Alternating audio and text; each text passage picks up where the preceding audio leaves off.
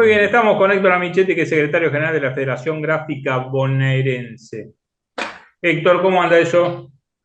Bien, ¿cómo estás vos? Bien, Todo bien por acá. bueno. Pregunta que le estoy haciendo hoy y de ahora hasta que aparezca el proyecto de reforma laboral, que nadie sabe de qué se trata, pero que hay mucha pirotecnia en el medio, mucho avance. Y quiero hacer una consulta sobre esta novedad, no tan novedad, que es el banco de horas. Viste que le ponen nombres siempre raros a estas Sí, cosas, ¿no? ¿Qué, sí. qué, qué significaría el banco de horas? ¿Que voy a trabajar 24/0? ¿Cómo es? Y ya hubo intentos de implantar esto y no caminaron, pero viene a ser como que si en los gremios tenemos, vos viste que la jornada semanal aquí en este país es de 48 de máxima, Ujú. 48 horas semanales de máxima. En algunos convenios tenemos 44 horas, como el caso nuestro en gráfico. Lo que ellos pretenden desde hace tiempo, en sus avances anteriores, intentaron de que esas 48 horas o 44, según el convenio, se promedien en la semana. Es decir, que si un día ellos te necesitan que estés 12 horas, trabajás 12 horas simple y al otro día te compensan trabajando 6, ponele. Si al cabo de la semana no superaste la jornada semanal, bueno, no tenés para reclamar ninguna hora extra. Pero lo terrible de eso es que, digamos, ellos avanzan sobre la jornada de 8 horas, porque Claro.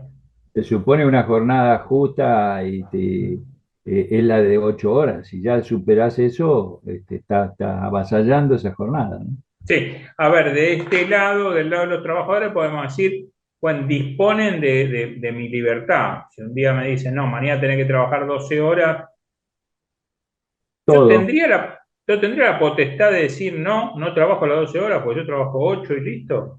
Bueno, ellos pretenden modificar todas esas cuestiones por ley, por eso hoy se sienten envalentonados porque dice que tendrían acompañamiento de una mayoría de legisladores.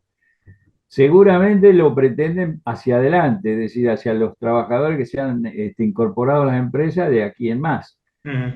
Lo establecen por ley, bueno, se abre una instancia difícil porque sería consagrar por ley lo que no lograron en otras oportunidades.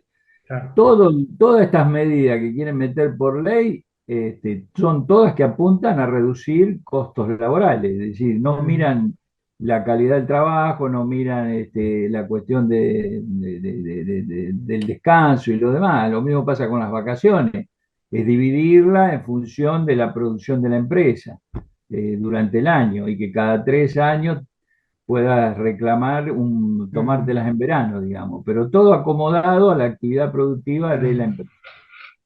Ahora, Héctor, ¿no hay también mucho de esto ya? De hecho, hace un rato Bueno, hablaba con un dirigente y le digo, a ver, no mi caso, pero si un chico que sale de la escuela de periodismo sí. ingresa a un medio, hoy ninguno te registra, o en contados casos te registran.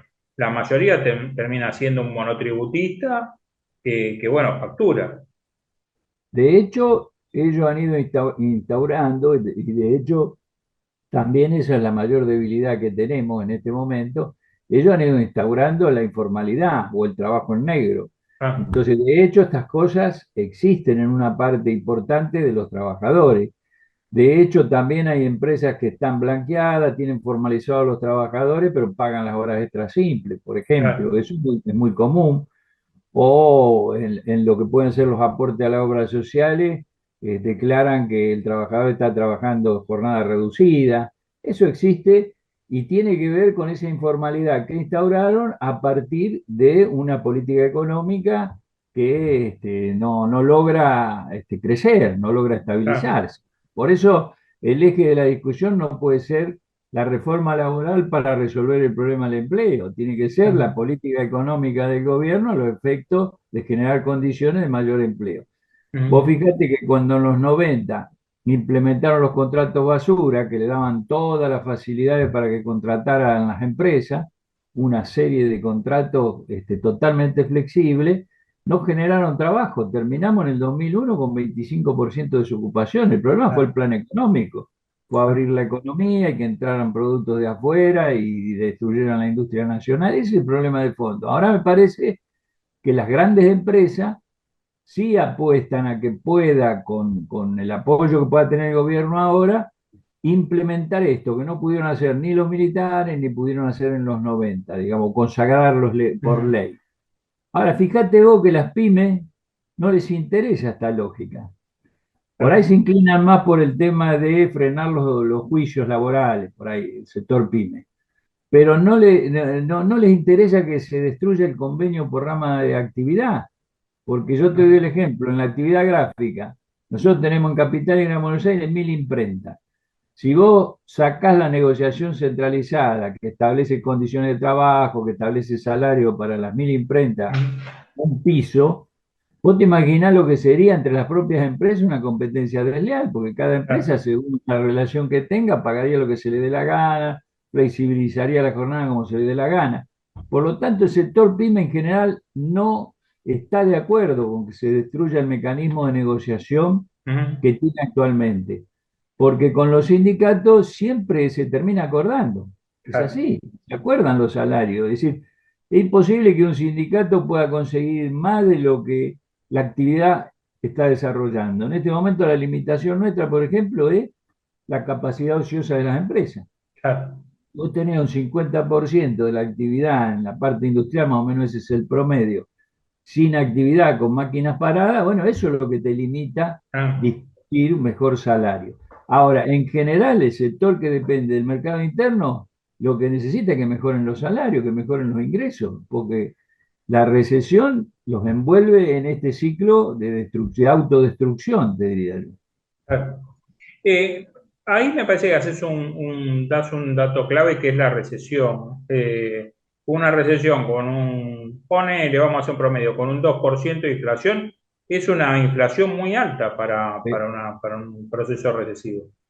Totalmente, totalmente. Es alta y a su vez, digamos, esa inflación que la presentan como un récord de haber bajado de lo que veníamos, hace que el salario, por más que se recomponga, digamos así, con limitaciones hasta del propio gobierno, que no homologa acuerdos si superan el 1%, lo demás siga perdiendo. Entonces el ingreso de los trabajadores no alcanza y ahí viene toda esta situación de endeudamiento de la familia que está muy extendido hoy Ah, y que es un problema serio.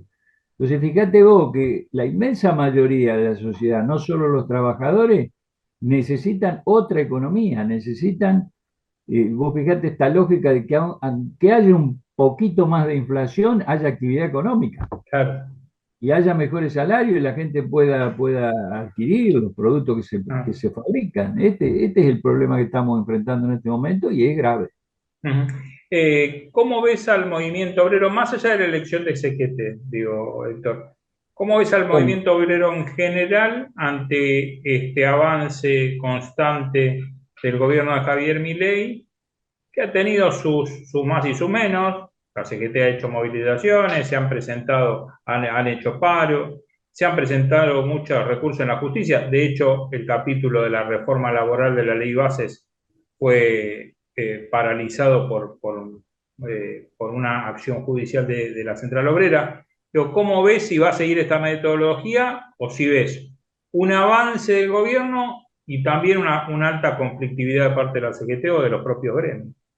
bueno, yo caracterizaría que hasta ahora, en todo este avance del gobierno de que inició su gestión hasta ahora, tuvimos una etapa con la que acuerdo plenamente, que fue plantarnos con firmeza frente a un plan que a todas luces significaba un debilitamiento de la economía Mm. nacional, una intención inclusive de destruir la organización de los trabajadores para debilitar a los propios trabajadores.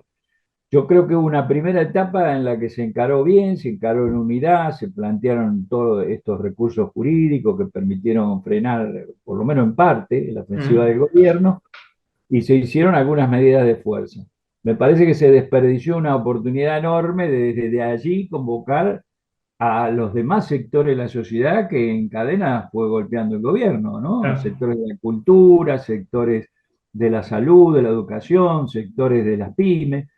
Y me parece que ahí cometió un error muy grande la conducción de la CGT cuando se empezó a discutir la ley de bases, consideró que había logrado frenar algo de parte del gobierno y que había que abrir una mesa de negociación. A partir de que abrió la mesa de negociación, todo fue retroceso, Claro, porque fíjate vos, yo te doy un ejemplo, parecía que era un avance haber sacado un montón de empresas del sector público de la ley de bases, ¿no? Que quedaban afuera, Banco sí, Nación, Casa Moneda, lo demás. Pero después la ley de base le dio las facultades especiales al Poder Ejecutivo y nosotros, por darte un ejemplo, nos vaciaron la Casa de Moneda, perdimos más de 200 puestos de trabajo, sin que en la ley, bueno, la ley decía no se puede privatizar, pero le diste facultad al Estado para que le destruyera, la vaciara, y esto pasó claro, en un montón de áreas del Estado, las áreas relacionadas con la ciencia, ¿sí? Fue realmente un retroceso enorme en función de abandonar ese plan de acción que teníamos y de alguna manera no sacar ningún resultado, dejar, quedamos todas las luchas libradas en cadena, ¿no? Es decir, en fila india, te diría yo, sí, fuimos sí, peleándola y las perdimos todas, claro, porque es así. Y a mí me parece que ahora no hay mucho margen, ¿eh? Yo creo que si hay una intención de alguna parte de la dirigencia de buscar un diálogo con el gobierno ha sido claro. El más claro de todo ha sido Sturzenegger allá en España, que dijo que hay que desestructurar las organizaciones claro, sindicales, lo dice claro, abiertamente. Si apuntan como se ve, aunque no esté escrito totalmente, pero sí te lo dicen, a la descentralización de la negociación colectiva, ese es el corazón de los sindicatos.